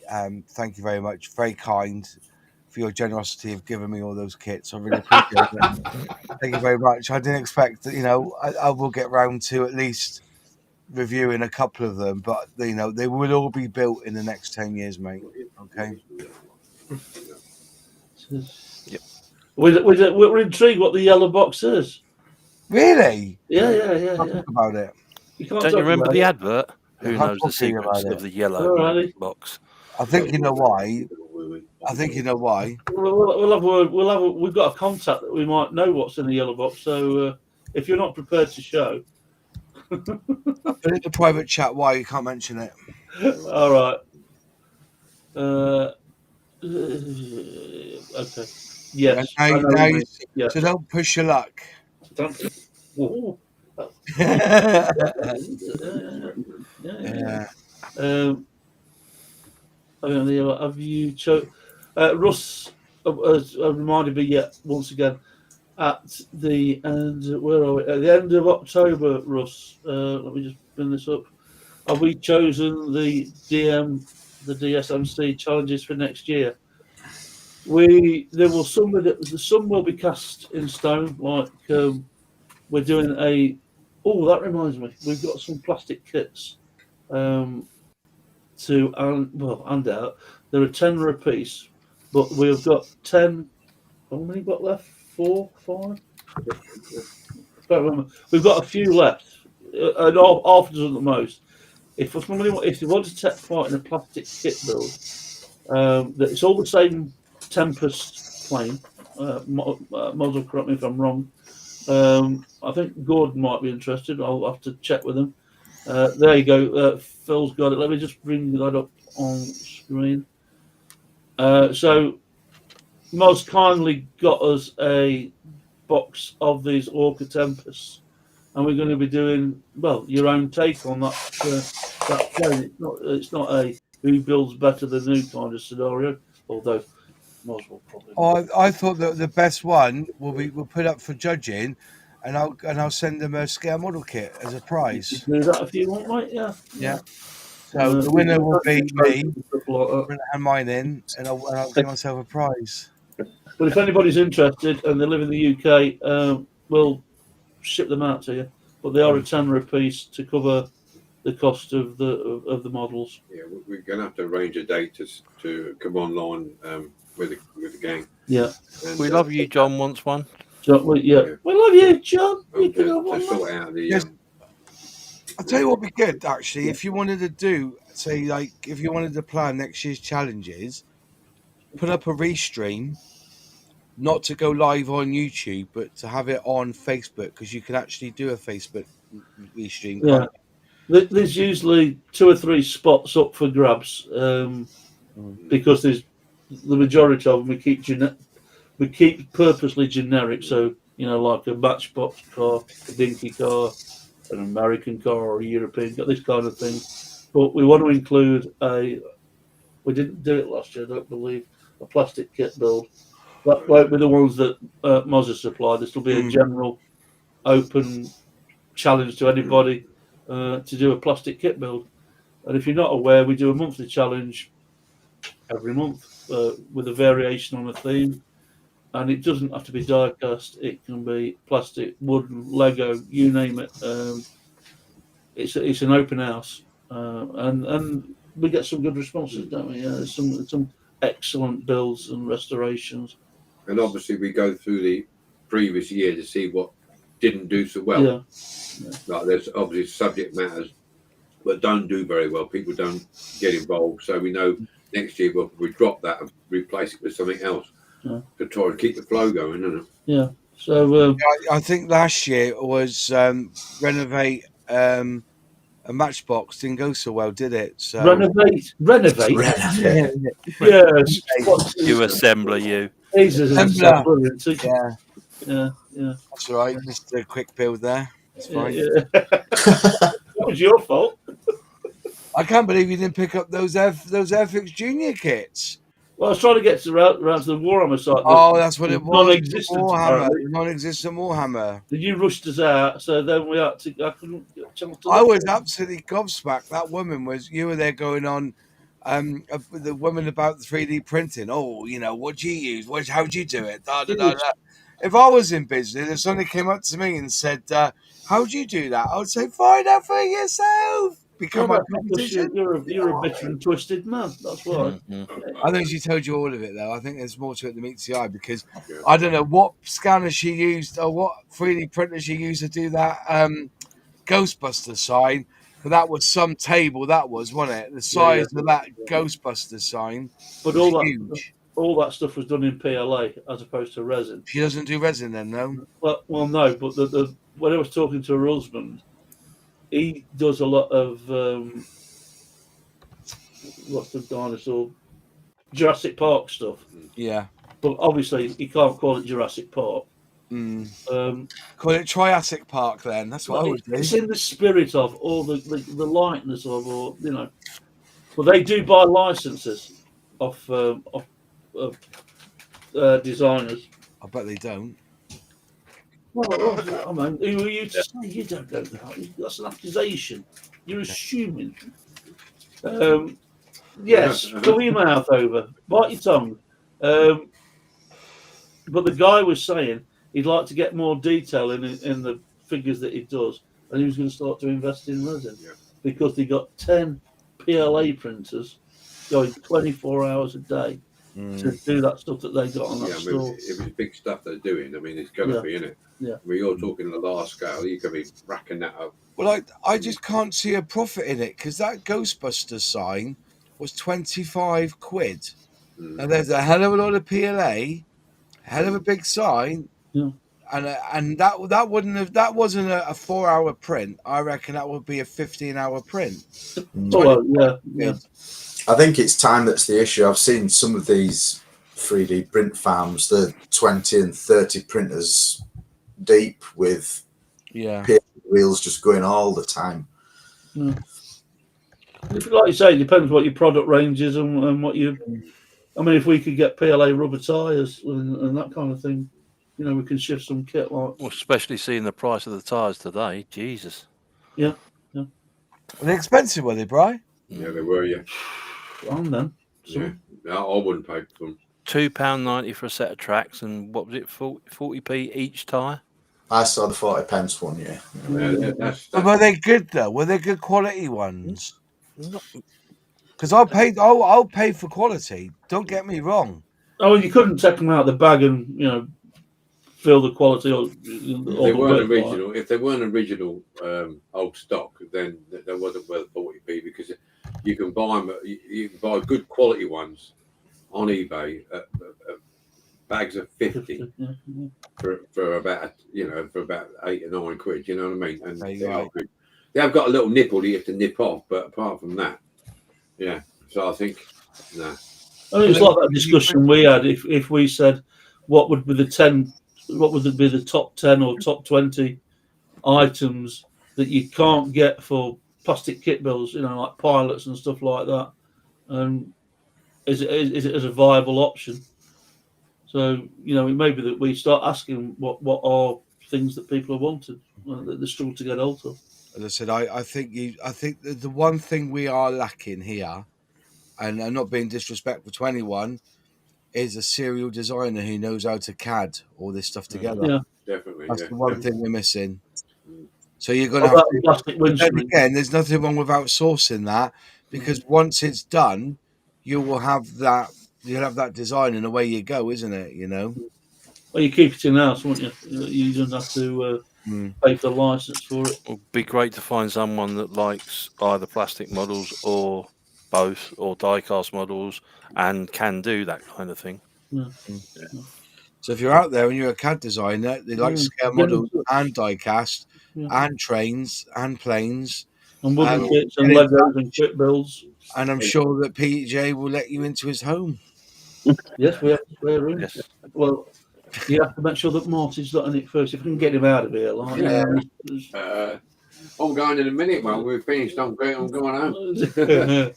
All righty. Well, we're coming up to the 2-hour mark very closely. So it's been a day, hasn't it? Yeah. So my thanks to Phil, thanks to Bryan, to Luke, to Moz for joining us after travelling all that way back.